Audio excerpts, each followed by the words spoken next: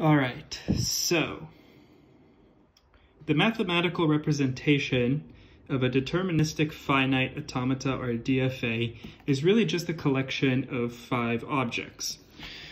And really, this is just the mathematical representation of this graph here. These two things are equivalent, but I find that this one is a little bit easier to follow through because it, kind of looks like a flowchart. Anyways, 5 objects. The first one is represented by the Greek sigma, and this is the collection of all valid inputs to the machine, which is called the machine's alphabet. So in our case, we have 2 inputs. We have a button and we have a coin.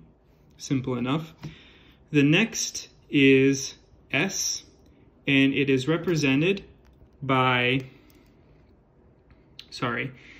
it is the set of all valid states that the machine can be in.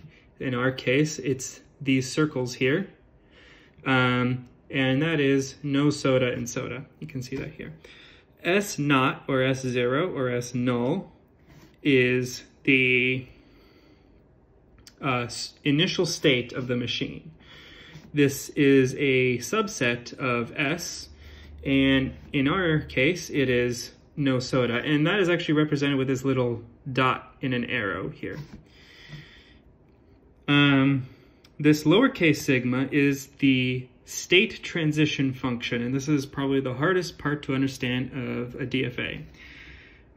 This here is the mathematical definition, and that is represented by these arrows here. This is a function that takes 2 inputs.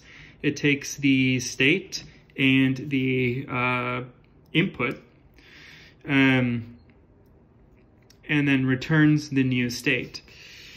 So in here we have no soda and button, and that returns no soda. So if we gave no soda and button to this function, it would give us no soda, and so on for all these definitions.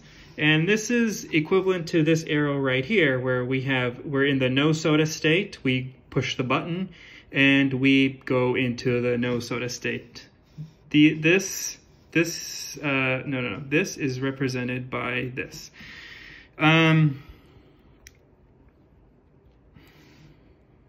Right.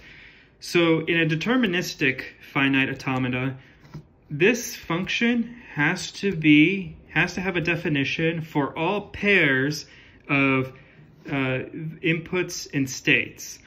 So that means that the number of mappings in this function is equivalent to the number of items in this set times the number of items in this set. So because we have 2 and 2 here, we have 4 here. If we had 3 states, we would have to have 6 mappings in this function.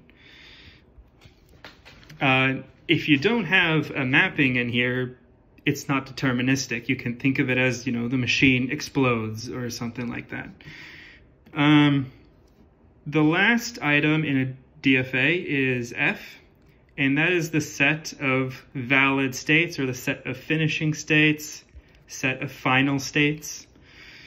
Those are the states to which the machine accepts the input and will stop processing any more inputs. Effectively, this means that the machine turns on a green light and has to be rebooted to do any more work. It says, this is good.